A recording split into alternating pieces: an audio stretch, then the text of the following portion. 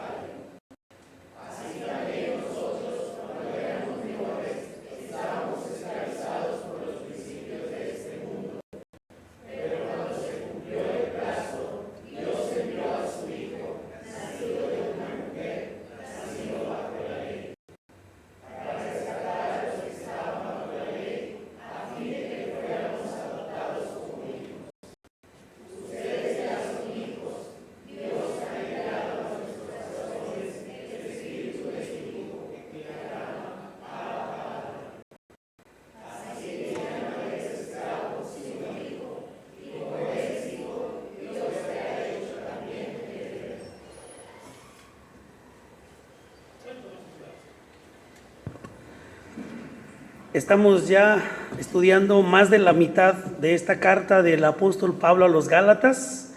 Ya comenzamos hoy a estudiar el capítulo 4 y vamos a reflexionar en este tema, adoptados como hijos. No sin antes vamos a pedir al Señor que hable a nuestro corazón a través de este mensaje. Amado Dios y Padre Celestial, pedimos una vez más, Señor, que tu Espíritu Santo hable a nuestro corazón. Te rogamos que tu voz sea proclamada a nuestros corazones, que lo que tú has preparado, Señor, para que recibamos esa instrucción, recibamos el consuelo, recibamos la exhortación que tú tienes para nuestras vidas. Te pedimos, Señor, que estemos dispuestos a escuchar tu voz y lo que tú tengas preparado, Señor, lo podamos recibir para así presentarte fruto en abundancia. Te lo pedimos todo en el nombre de Cristo Jesús. Amén. El tema para esta tarde entonces lleva por título Adoptados como hijos. Recibimos de parte del Señor la adopción. Esa adopción que nos permite ser hermanos en Cristo, miembros de la misma familia y que nos permite compartir a Dios como nuestro Padre Celestial. La semana pasada hablábamos de la promesa que Dios le hizo a Abraham. Recuerde que estábamos estudiando la serie de sermones Libres en Cristo. Y en el capítulo 3 de la semana pasada estuvimos estudiando precisamente esta narración del apóstol Pablo, donde Dios le hace una promesa a Abraham. Él va a enviar salvación a su pueblo, a través de él vendría el descendiente que es Jesucristo. Después de esa promesa pasaron 430 años y vino la ley, no para anular la promesa, sino para ratificarla. Y decíamos la semana pasada que la ley era como un tutor, como un guía, un ayo, o en términos de la palabra griega, un pedagogo. ¿Qué es lo que significa? Un tutor, un maestro, una persona que nos conduce. La ley servía como un tutor hasta que vino Cristo, porque esa era la finalidad de la ley, conducirnos a Cristo. Hoy estudiaremos entonces los primeros 7 versículos del capítulo 4 que nos muestra que ya no somos esclavos, somos libres. Pero no solamente libres y dejados sueltos o en plena libertad como tal, sino somos hijos, por lo tanto, herederos de Dios. Recordando el contexto de la situación en Galacia, es que los creyentes estaban siendo engañados por falsos maestros. Falsos maestros habían llegado a la iglesia enseñando que tenían que someterse a la ley de Moisés, particularmente a la parte de la circuncisión, para poder ser salvos. Esto no suena atractivo. ¿Quién de aquí voluntariamente quisiera ser esclavo? Pero lo estaba siendo atractivo para los cristianos en Galacia, y la pregunta podría ser ¿por qué? Bueno, en términos muy simples, es porque es más fácil ser esclavo que libre. ¿Pero cómo? Sí, es más fácil en nuestra religiosidad pensar que hacer cosas buenas me van a dar una recompensa. Y el asunto de la gracia, un asunto que la iglesia a través de la reforma en el siglo XVII siglo XVI, en los años 1517, se redescubrió la gracia, los términos de la gracia, donde las personas no podían comprar la salvación, puesto que esta es gratis. Hoy vamos a hablar entonces cómo es que la ley y la gracia, cómo es que la adopción y ya no la esclavitud se ven reflejados en la vida de la iglesia. En primer lugar, los primeros 2 versículos nos presentan cómo es el estado de la minoría de edad. ¿Cómo es ser menor de edad? Hoy precisamente en la mañana, Haris y Gamaliel me preguntaban, papá, ¿y qué se siente ser adulto? ¿Qué se siente ser adulto? ¿Soy un adulto? En realidad, ya me cayó el 20 de que soy mayor de edad. Bueno, es decir, yo le decía a los niños, pues te acostumbras a ser adulto. Cuando no eres adulto, cuando eres menor de edad, ya quisieras pasar los 18 para hacer todo lo que tú quieras. Pero ¿cómo te explico que ser adulto realmente trae más responsabilidades que privilegios? ¿En qué sentido? Sí, uno cuando es menor de edad piensa, cuando sea grande, cuando ya sea adulto voy a hacer lo que yo quiera. Y yo le decía a ellos, antes yo tenía que pedirle permiso a mis papás para hacer una u otra cosa. Y en broma les digo, ahora tengo que pedirles permiso a ustedes para poder hacerlo o no hacerlo. Ahora, como adulto, la vida es diferente. El apóstol Pablo comienza en esta porción del capítulo comparando, o más bien presentando en el capítulo anterior a la ley como un guardián o como un tutor. Ahora compara la función de preparar. La ley tenía la función de preparar a un menor de edad. Porque podemos ver 2 aspectos en estos 2 versículos. El heredero ya es heredero, pero está bajo tutela. El heredero, aunque es el dueño de todo, no difiere de un esclavo mientras es niño. ¿En qué sentido? No quiero decir esto, hermanos, que los niños son esclavos nuestros, no. En los términos del primer siglo, teniendo como base el sistema en la economía y social, la esclavitud, un menor de edad y un esclavo tenían prácticamente los mismos derechos. ¿Cómo? Bueno, en la cuestión de la herencia, aunque la posesión es legal del heredero, del hijo, pero si es menor de edad, todavía no la puede administrar. No puede disfrutar de lo que se le ha heredado. Hoy en día tenemos esta figura legal, y no me dejará usted mentir, a esto que se le llama albacea, ¿verdad? En una figura legal donde si los que van a recibir alguna porción de una herencia o de un testamento son menores de edad, se tiene que poner no directamente a los menores, sino a una persona que sea el albacea, que sea el administrador de esa herencia, mientras los hijos o mientras los menores lleguen a la mayoría de edad.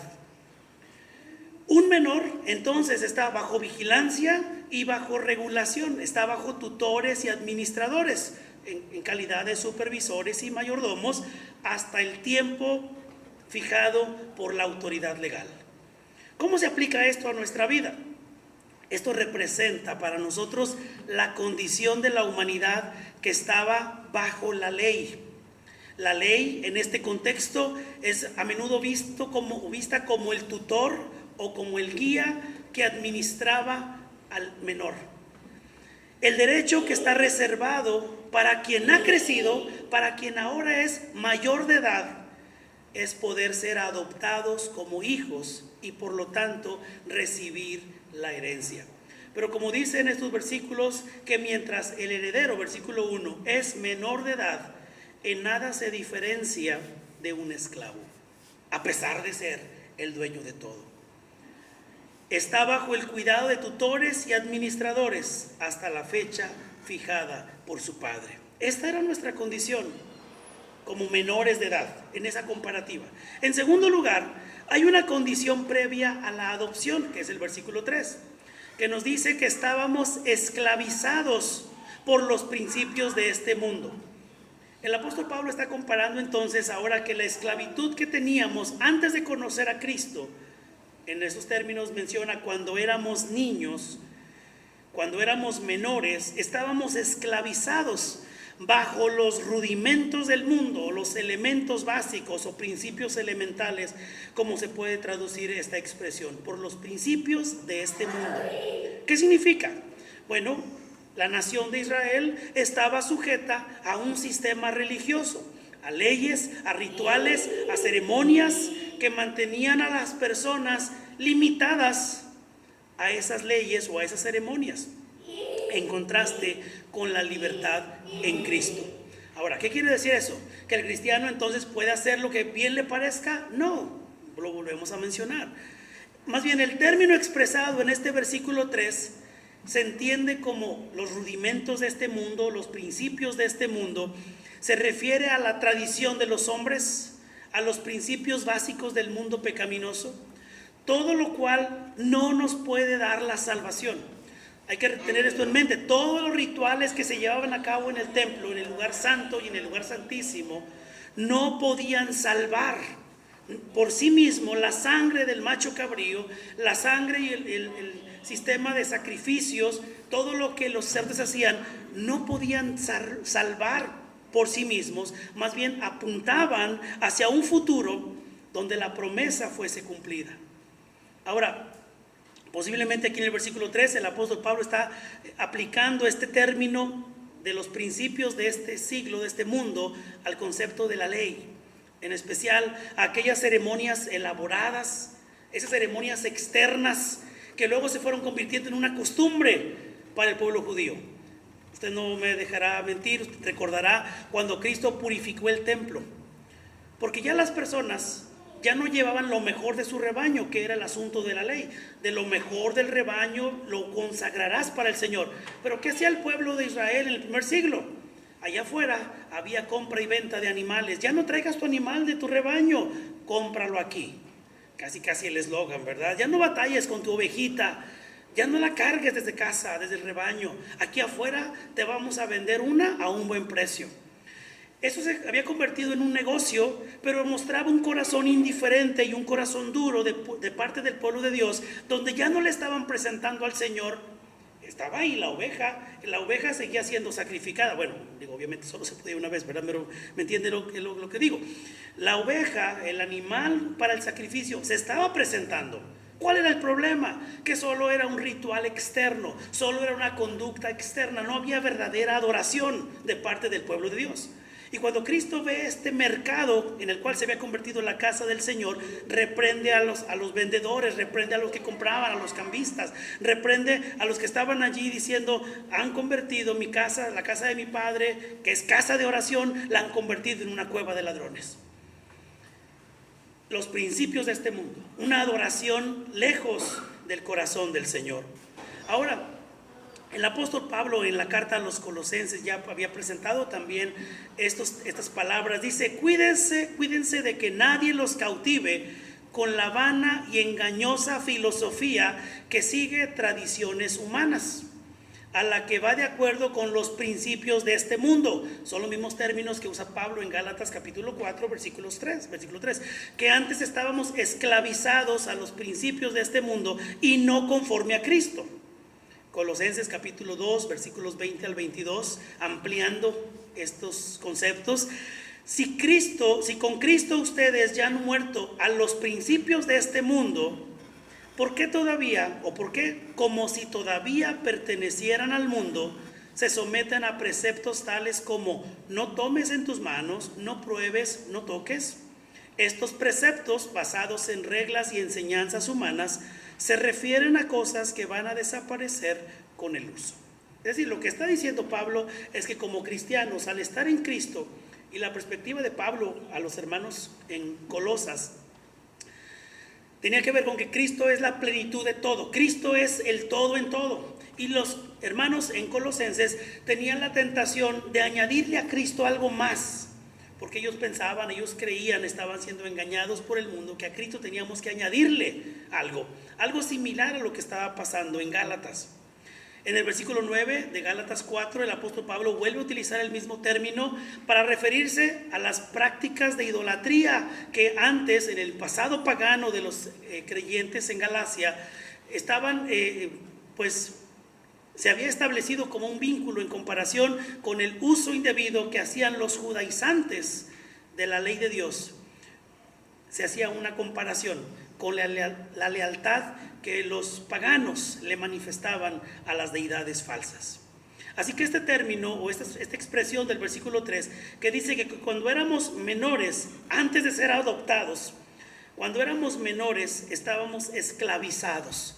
Y Cristo, amados hermanos, vino a darnos libertad, a que esos principios del mundo, a que esos rituales falsos o rituales vacíos ya no fueran lo que nos mantuviera en esclavitud. Porque en tercer lugar, versículos 4 y 5, podemos ver la intervención divina y la redención. Se presentan tres aspectos en estos versículos. Primero se menciona acerca del tiempo cumplido, cuando se cumplió el plazo, dice el versículo 5. Y se presenta la doble obra de Cristo. ¿Qué quiere decir esto? Que fue nacido de una mujer y nacido bajo la ley. Y se presenta también el propósito de la redención, el cual es redimir, es decir, comprar la libertad de aquellos que precisamente estaban bajo la ley en esclavitud. ¿Para qué? Para que recibiéramos la adopción como hijos. Así que el versículo 4 comienza diciendo que cuando se cumplió el plazo, Dios envió a su Hijo, nacido de una mujer, nacido bajo la ley. Cristo no apareció como adulto, manifestándose y de repente tomando un cuerpo humano de unos 30 años de edad. Cristo fue concebido por obra del Espíritu Santo en el vientre de María. Tuvo una formación normal y natural de cualquier otro ser humano, claro, con la única excepción de que no hubo una intervención de un hombre, sino que el Señor, el Espíritu Santo, concibió en el vientre de María a Jesucristo mismo, al unigénito, al Hijo de Dios. Nació de una mujer, nacido bajo la ley.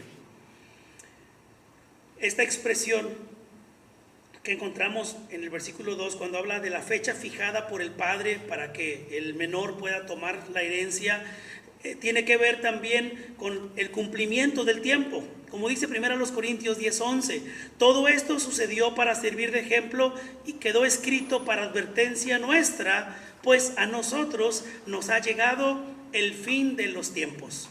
Cuando las promesas de Dios se cumplen en Cristo Jesús, porque Dios envió a su Hijo, el Hijo eterno, enviado a nacer de una mujer. De este modo, estamos viendo que Pablo, el apóstol, da por sentado que Cristo ya existía antes de su nacimiento, antes de su encarnación. El Hijo ya existía siendo Dios mismo en la persona de Jesucristo, el Hijo unigénito. Pero también el versículo 4 nos presenta que Cristo nació bajo la ley. Aunque Cristo estaba sin pecado, nació bajo la ley, no como alguien obligado a cumplirla, sino también como uno que se identificaba con los pecadores que estaban bajo la maldición de la ley. Y su muerte nos hizo libres de esa maldición, como ya se estudiaba hace unos domingos atrás. Se hizo maldito por nosotros, maldito aquel que muriere colgado en un madero, y él se hizo maldición por nosotros. Su obediencia perfecta es el fundamento sobre el cual somos declarados justos, de lo cual hablábamos las semanas anteriores también. Dice Romanos 5, 20 y 21, que en lo que atañe a la ley, esta vino para que aumentara la transgresión, para que se manifestara nuestra transgresión. Pero allí donde abundó el pecado, sobreabundó la gracia, a fin de que, así como reinó el pecado en la muerte, reine también la gracia que nos trae justificación y vida eterna por medio de Jesucristo nuestro Señor.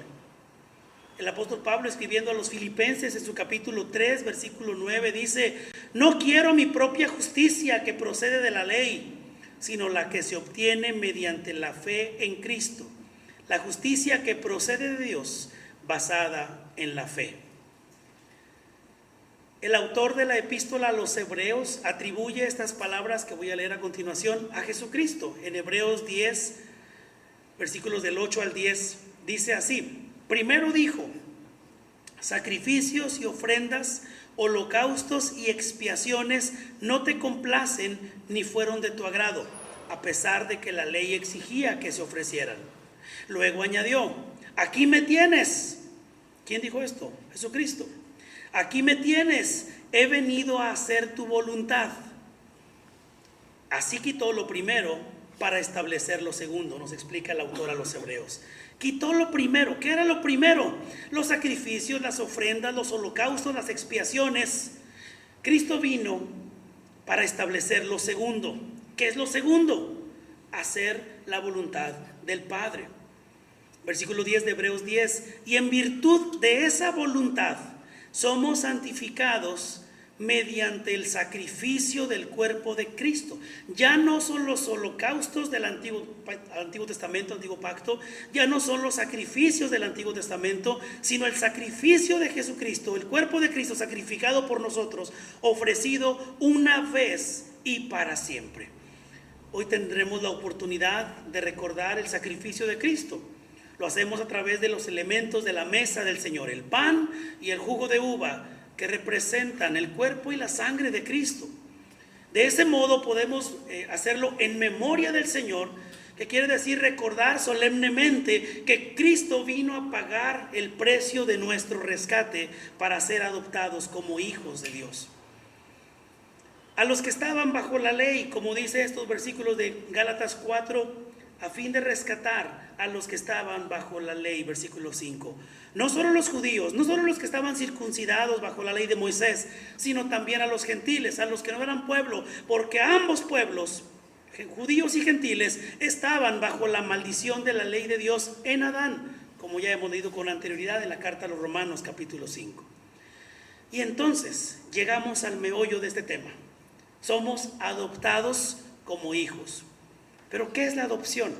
La pregunta 74 del Catecismo Mayor de Westminster dice como respuesta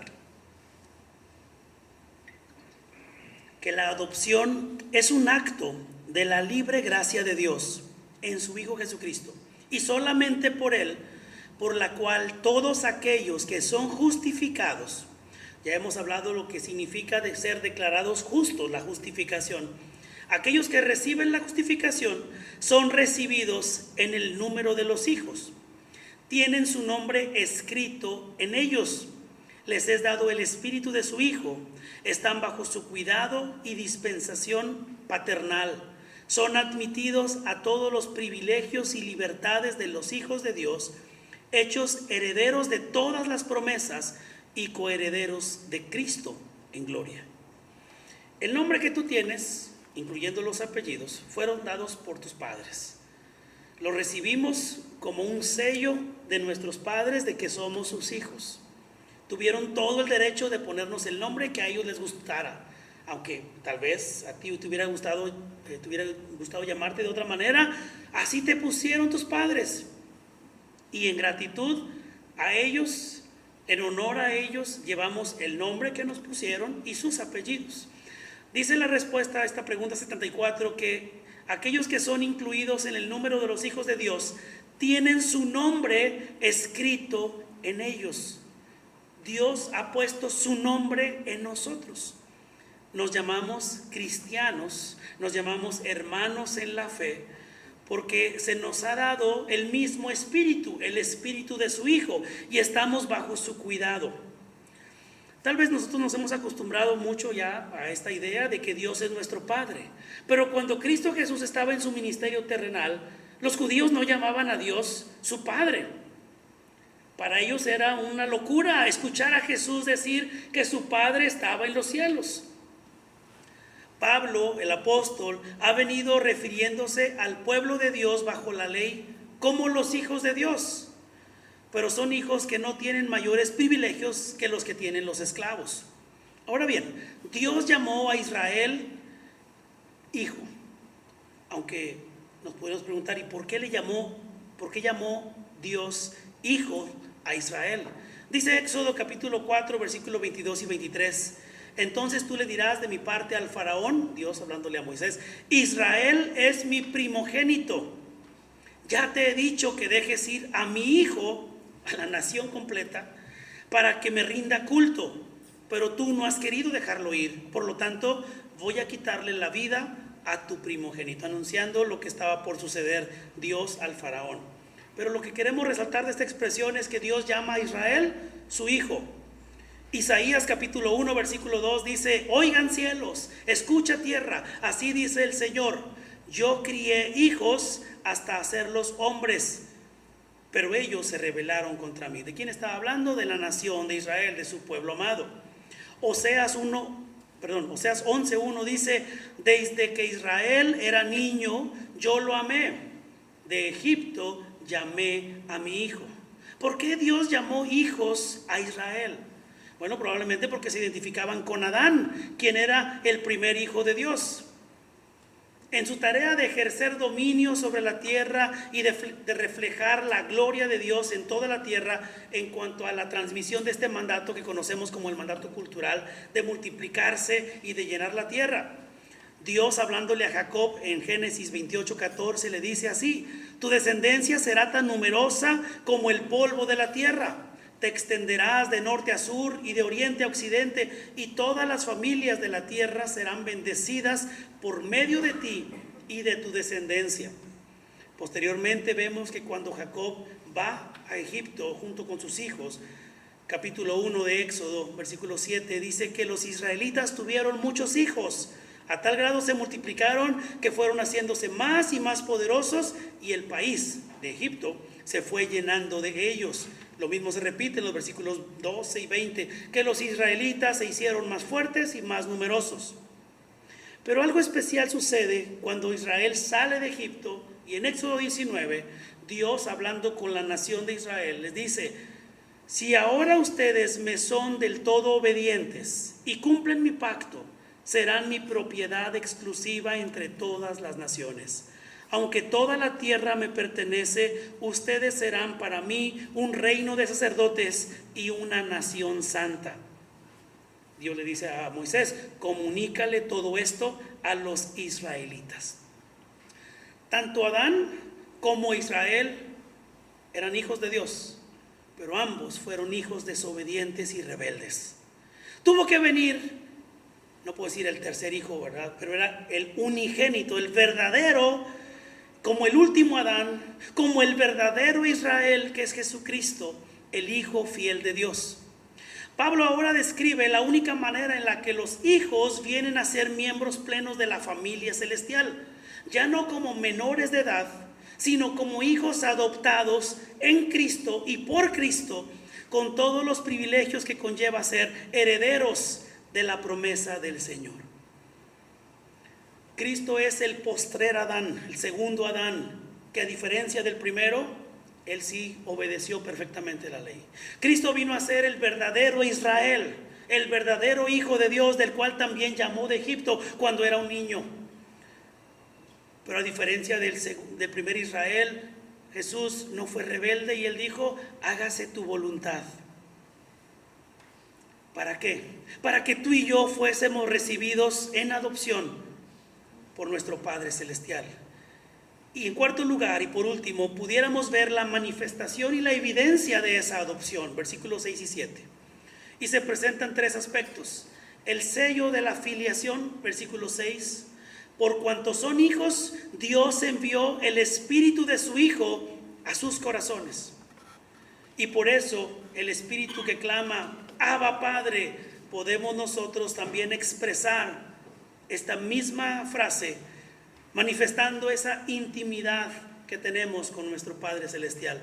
Pero también se hace la declaración de la nueva condición: ya no eres esclavo, versículo 7, sino eres hijo ahora. Y el privilegio final: puesto que eres hijo, eres heredero de Dios por medio de Cristo, por la gracia de Dios. Dios ha sellado nuestra adopción al darnos el Espíritu de su Hijo. Hace un momento a los niños les preguntaba: ¿qué necesito yo como padre para comprobar que él o que ella es mi hijo? Un acta de nacimiento, algo que declare oficialmente, emitido por el gobierno, por la autoridad competente, un documento que ampare que esta persona es mi hijo. No puedo hacer una mano, un borrador y decirle: mira, aquí está, aquí le pongo una foto de cuando él era hijo. Si la autoridad no lo está declarando, ese documento no es válido. necesitamos comprobarle la autoridad a través de ese documento. Dios sella nuestra adopción al darnos el espíritu de su Hijo. Dice Romanos 8, versículo 9, perdón, del 9 al 17, y voy a leer solamente el 16 y 17, pero el contexto de este pasaje es que el Espíritu mismo le asegura a nuestro espíritu que somos hijos de Dios. Y no lo hace con un documento. El Espíritu Santo no es un documento. El Espíritu Santo es Dios mismo y Él confirma, Él le asegura a nuestro espíritu que somos hijos de Dios. Y si somos hijos, versículo 17, somos herederos, herederos de Dios y coherederos con Cristo. Pues si ahora sufrimos con Él, también tendremos parte con Él en su gloria. Pablo está hablando aquí en particular del privilegio que tenemos los creyentes bajo el nuevo pacto. Cristo fue declarado hijo del poder de Dios, como dice Romanos 1:4, pero según el Espíritu de Santidad fue designado con poder hijo de Dios por la resurrección. Él es Jesucristo nuestro Señor. Así que aquellos que confían en Jesús, que se unen a Jesús a través de su Espíritu, comparten también esta identidad como hijos del Padre Celestial. Sin embargo, como Cristo es el Hijo de Dios, no solo a nivel funcional, como debían haber sido Adán o Israel, sino Cristo es el Hijo divino de Dios. Los creyentes solo podemos identificarnos con el Hijo a nivel funcional por medio de la adopción. Al decir que somos hijos de Dios, no estamos diciendo que somos dioses. En una relación en la cual nos identificamos con Cristo como nuestro hermano, Dios como nuestro Padre, y no necesariamente por un parentesco original. Es decir, fuimos adoptados, fuimos injertados en su familia. Y ahora podemos decirle a Dios, Abba, Padre. El término arameo que usaba Jesús para referirse a Dios era ese término, Abba, que expresaba esa intimidad.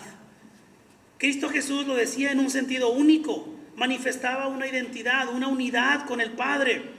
Y los judíos rechazaban la idea de que Jesús llamara a Dios Padre. Pero Él, cuando nos enseña a orar, bueno, a los discípulos que le preguntaron, enséñanos a orar, Él comenzó diciendo, Padre nuestro.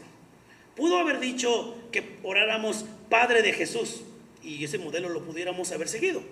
Padre de Jesús que estás en los cielos. Pero Él nos enseñó a orar y llamarle al que está sentado en el trono, Padre. Y expresado de una manera solemne, pero al mismo tiempo de una manera muy íntima. Abba, Padre. El término Abba era el término que podrían usar los niños para referirse a su papá como papito.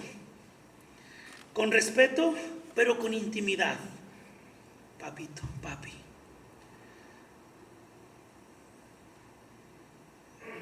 Ese término que podemos expresarlo a la persona que nos engendró. Me hizo, de repente me recordé de mi padre. Y yo a mi papá cuando hablaba con él, aún a mis 45 años, cuando yo hablaba con él, le decía papi. No le podía decir padre. Bueno, digo, sí le podía decir, pero no era mi costumbre decirle padre o papá. Era válido. Yo a él todavía le decía papi. ¿Por qué? No lo sé. Era la manera en la cual crecí y nunca pude quitar esa palabra, esa expresión para referirme a él hablándole cara a cara. Sí, cuando hablaba de él sí le decía mi papá o mi padre, ¿verdad? Pero hablándole a él era como esta expresión, Abba, papito. Para Jesús era natural.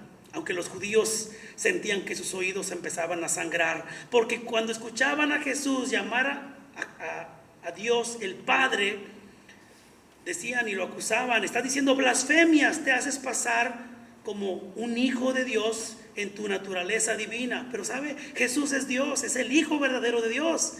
Ahora, el Espíritu Santo pone esa misma palabra en la boca de todos aquellos creyentes que son adoptados en Cristo.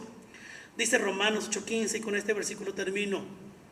Ustedes no recibieron un espíritu que de nuevo los esclavice al miedo. Antes éramos esclavos del miedo. Antes no podíamos tener cercanía con el Padre. Antes no podíamos tener esa intimidad con el Padre. Pero recibimos un espíritu que nos adopta como hijos y que nos permite clamar, Abba, Padre. El Padre que te ama profundamente, el Padre que te conoce a la perfección, el Padre que no necesita que tú le compruebes que eres su hijo, porque Él sabe que tú eres su hijo. Como nosotros, no tenemos que demostrarles a nuestros padres o comprobarles que somos sus hijos, ellos lo saben. Nuestros padres saben que somos sus hijos porque ellos nos concibieron, ellos nos tuvieron. O también puede ser el caso, ellos nos adoptaron. Pudiera darse el caso también. Y no hay nada malo en eso. Al contrario, te sabes amado, te sabes cobijado, te sabes recibido en una familia que lleva los apellidos, que lleva el amor, que lleva los privilegios de ser un verdadero hijo de esa familia. En conclusión, ya no somos esclavos, somos hijos. Y tenemos a un Padre que nos ama. Tenemos a un Padre que en su gracia nos perdona cuando acudimos en arrepentimiento. Tenemos a un Padre que nos dirige por un buen camino. Tenemos a un Padre que quiere lo mejor para sus hijos. Tenemos a un Padre que dio a su único Hijo para que tú y yo pudiéramos clamar, Abba Padre. Para que pudiéramos tener, por lo tanto, todos los derechos como heredero de Dios. ¿Y qué vamos a recibir como herencia? Tal vez pudiéramos empezar a preguntar. El reino de Dios, el reino celestial. Tú y yo disfrutar de la paz y de la bendición de Dios al saber que nada nos falta, al saber que Él provee para cada uno de nosotros, porque dice su palabra, el Señor es mi pastor y nada me faltará, porque el Padre que envió a Jesús como nuestro pastor, el buen pastor, su vida da por las ovejas, y el pastor que ama a sus ovejas las conoce. Y la oveja escucha su voz, atiende a su llamado, porque sabe que el buen pastor ha dado su vida para comprar nuestro rescate. Ustedes no recibieron un espíritu que los esclavice de nuevo al miedo, sino el espíritu que los adopta como hijos y nos permite clamar, Abba, Padre. Amado Dios y Padre, no teníamos el derecho de llamarte así. Nos escondíamos de tu presencia, temíamos cuando tú venías a encontrarte con el humano, tratábamos de escondernos de ti por nuestro pecado, y eso nos tenía como esclavos. Pero en Cristo, Señor, tenemos esa libertad. En Cristo podemos llamar con toda libertad al Padre Celestial, al que está sentado en el trono, podemos llamarle Padre, expresando así nuestra profunda confianza en que Él nos conoce, en que tú nos amas, en que tú provees, en que tú nos cuidas, en que tú nos sustentas, en que estamos en el hueco de tus manos, Señor.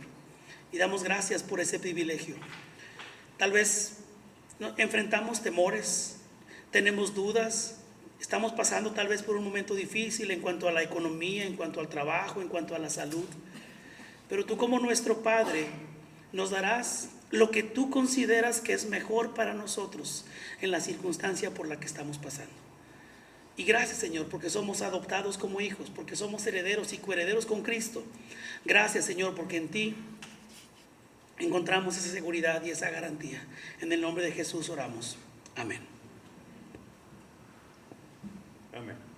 En respuesta al mensaje de nuestro Dios, te invito a ponerte de pie y vamos a entonar este himno. Dios descendió.